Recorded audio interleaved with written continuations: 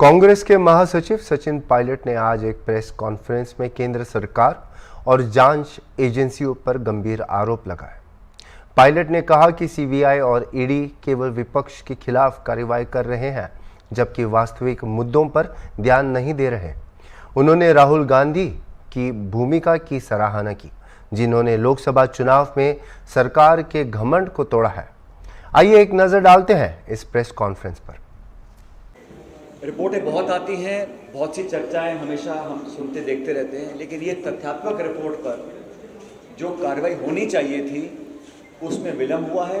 सरकार ने किसी भी तथ्य को मानने से मना किया है। हमारी पार्टी ने, हम सब ने, तमाम विपक्ष ने, इंडिया अलायंस ने ये मांग रखी थी कि जो आरोप लगे हैं बड़े गंभीर हैं। ये आरोप इस प्रकार से हैं कि जिस व्यक्ति को, जिस संस्था को जांच पड़ताल करनी है, जो हमारी कैपिटल मार्केट्स में रेगुलेटरी बॉडी है, जिसको सुप्रीम कोर्ट ने कहा था, सुप्रीम कोर्ट ने संज्ञान लेकर कहा कि जांच करिए, जिस संस्था को, जिस व्यक्ति को जांच के लिए बिठाया गया, वही अगर संदिग्ध है तो जांच की गुणवत्ता क्या होगी। ये मिला जुला खेल जो है ये प्रकाश में आ रहा है। देश और दुनिया में इस पर चर्चा हो रही है। और सेबी की जो चेयरमैन हैं, उनके जो पति हैं, वो दोनों व्यवसाय उनके साथ करते हैं जिनकी जांच करने के लिए सर्वोच्च न्यायालय ने उनको निर्देशित किया था। जब बात सामने आई तो सभी पक्षों ने कहा कि हमारा कोई लेना देना नहीं है। हम लोगों ने कहा अगर सुप्रीम कोर्ट के ऑर्डर के बाद SEBI, securities and exchange board of India, जो पूरे कैपिटल मार्केट्स को रेगुलेट करती है, उनकी चेयरमैन अगर संदिग्ध पाई जा रही रिपोर्ट के माध्यम से, तो हमने कहा कि एक जॉइंट पार्लियामेंट्री कमेटी बननी चाहिए। एक जेपीसी की मांग राहुल जी ने करी है, खड़गे साहब ने करी है, इंडिया अलायंस ने करी है। और हम लोग चाहते हैं कि जेपीसी के माध्यम से तथ्य तक पहुंचा जाए, क्योंकि बड़े गंभीर और दूरगामी परिणाम आएंगे इस जांच के माध्यम से। और हमने तभी कहते हैं, आज भारतीय जनता पार्टी और एनडीए की सरकार है, भाजपा बहुमत में है, जेपीसी का गठन होगा तो सबसे ज़्यादा सदस्य भाजपा के होंगे, चेयरमैन भाजपा का होगा जेपीसी का। लेकिन अगर सभी दलों के सांसदों की जेपीसी गठित होगी और उसकी निगरानी में जांच होगी, तो पता पड़ेगा कि अडानी समूह के साथ जो संबंध इस रिपोर्ट में छपे हैं, श्रीमती बुच के, जो सेबी की चेयरमैन हैं, वो पूरे तथ्य और कागजात सामने आएंगे। और हमने कहा कि नैतिकता के आधार पर जब तक तथ्यात्मक रिपोर्ट सामने नहीं आती जेपीसी की, तब तक सेबी की चेयरमैन को अपना इस्तीफा देना चाहिए। आप साथियों कल्पना कीजिए, हजारों करोड़ रुपए का घोटाला हो रहा है और ये कोई एआईसीसी या पीसीसी या कांग्रेस पार्टी ने नहीं कहा, सुप्रीम कोर्ट ने कहा कि तथ्यों के आधार पर इसकी जांच होनी चाहिए। जांच कौन करेगा? सुप्रीम कोर्ट है, जांच करने की कार्य क्षेत्र सेबी का है। सेबी की चेयरमैन पर जब गंभीर आरोप लग रहे हैं और ये आरोप ऐसे हैं कि इसको कोई झुठला नहीं सकता, तो केंद्र सरकार ने चुप्पी साध ली है, कोई जवाब देने से कतरा रहे हैं। और हम चाहते हैं कि संसदीय प्रणाली में और देश में अनेकों बार जेपीसी बनी है। मुझे याद है एक बार कोई कोको कोला का एक मामला आया था, तो कोल्ड ड्रिंक है, उसके ऊपर जेपीसी बनी थी। तो जब इतना गंभीर मामला है और समूह पर जो आरोप लगे हैं, सेबी चेयरमैन के साथ जो सांठगांठ की चर्चाएं हो रही हैं, उसकी तह तक पहुंचने के लिए जेपीसी की मांग हम लोग करते हैं।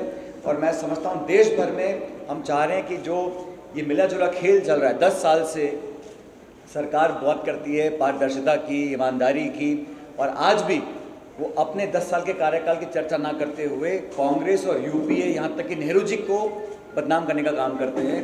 और हम कह रहे हैं कि देश की जो संपदा है, जो हवाई अड्डे हैं, बंदरगाह हैं, रेलवे लाइन हैं, खान हैं, खदानें हैं, उन सबको, सरकार की संपत्ति को अब गिने चुने लोगों को दे रहे हो, वो भी सरकारी बैंक से फाइनेंस करवा कर।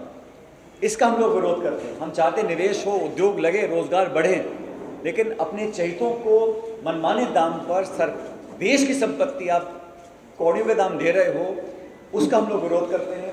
जो मोनोपोलीज बनी जा रही हैं उसका हम विरोध करते हैं। प्रतिस्पर्धा हो, पारदर्शिता हो और न्यायपूर्वक कार्रवाई हो, उसका सब लोग स्वागत करेंगे।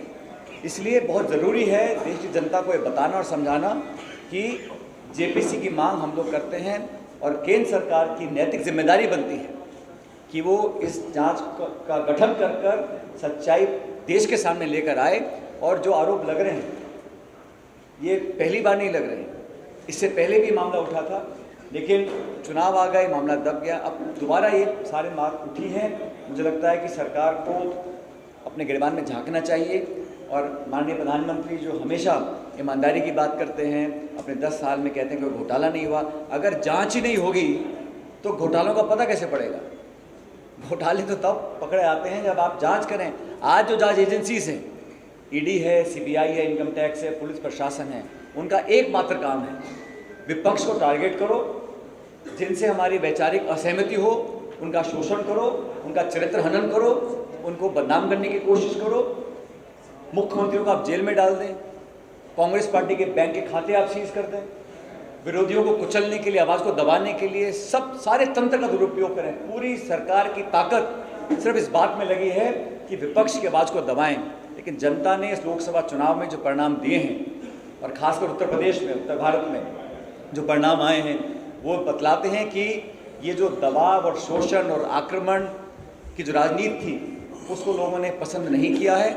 और आज संसद के अंदर राहुल गांधी जी ने जब से कमान संभाली नेता प्रतिपक्ष बनकर, तो एक अजीब तरह का माहौल देखता हूँ मैं सत्ता पक्ष की जो बेंचेस हैं वहाँ पर, और सरकार लगातार यू टर्न लेने के लिए मजबूर हो रही थी। ब्रॉडकास्ट का बिल वापस लिया गया, लैटरल एंट्री का बिल जो सरकारी आदेश था वो वापस लिया गया, वक्फ बोर्ड वाला बिल वो वापस लिया गया।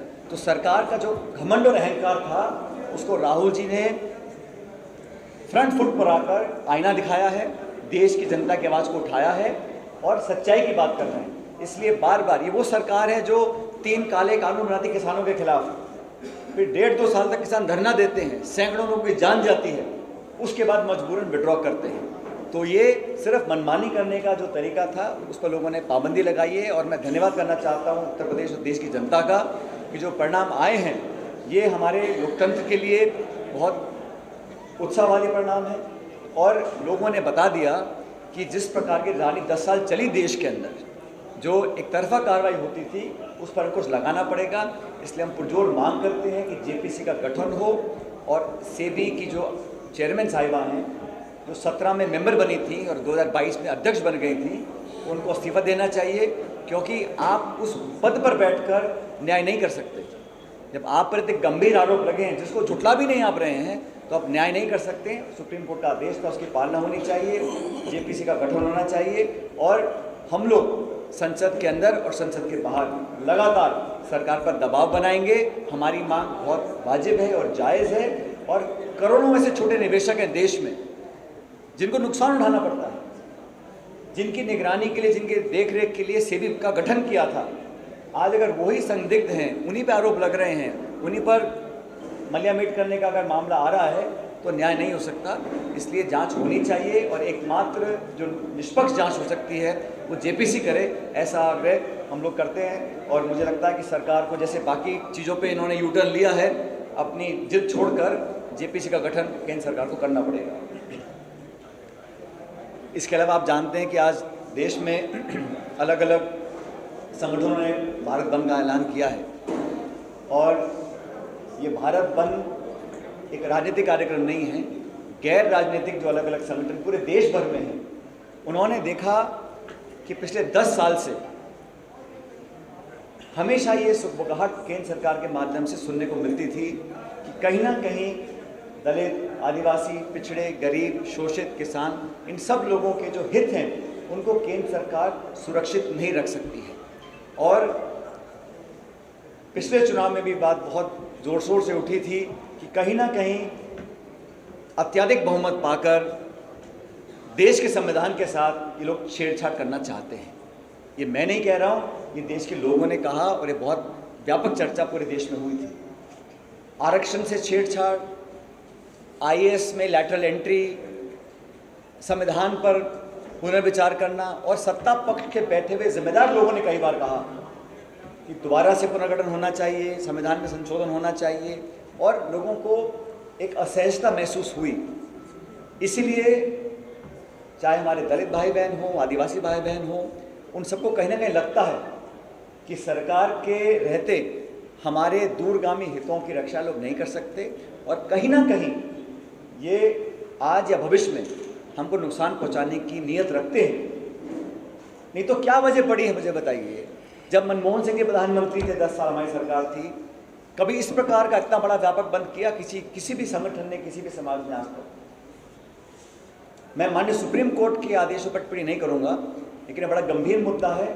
और कांग्रेस पार्टी हमेशा से, राहुल जी कहते हैं, खड़गे साहब कहते हैं कि इस देश में जो लोग छूट गए हैं, जो विकसित नहीं हो पाए हैं, जो चंद भाजपा के आसपास उद्योगपति हैं, उनका तो विकास बहुत हो रहा है, लेकिन मध्यम वर्ग हो, महिला हो, किसान हो, नौजवान हो, छात्र हो, दलित हो, ओबीसी हो, आदिवासी हो, अल्पसंख्यक कोई व्यक्ति हो, आज अपने आप को मुख्य धारा से अलग पा रहा है। इसलिए जहन में असुरक्षा है। इसलिए जो लोग बंद कर रहे हैं वो इसलिए कर रहे हैं क्योंकि केंद्र सरकार ने अभी तक अपना रुख साफ नहीं किया कि वो क्या करना चाहते हैं। और ये जो हो रहा है पिछले 10 साल से, आज का नहीं है, बंद का ऐलान आज हुआ होगा, लेकिन कई सालों से लोग समझते हैं कि केंद्र की सरकार और खासकर भाजपा एक दलित और आदिवासी विरोधी पार्टी है। वोट लेने के लिए वो भाषण कोई भी दे दें, लेकिन अंदर खाने उनके मन में क्या चलता है वो लोग समझ रहे हैं। इसी कारण मेरे को लगता है इतना बड़ा व्यापक बंद इस देश में आज ऑर्गेनाइज हुआ है। अभी जैसा आप जानते हैं उपचुनाव भी होंगे, अध्यक्ष जी मौजूद हैं। 2 राज्यों के चुनाव डिक्लेयर किए हैं निर्वाचन आयोग ने। तो ये बात सच है कि इलेक्शन कमीशन ही चुनाव डिक्लेयर करता है, करवाता है। लेकिन जो दल और जो सरकार बोलती थी कि 1 नेशन 1 इलेक्शन, वो 4 राज्यों का चुनाव साथ में नहीं करा पा रहे। क्या कारण है?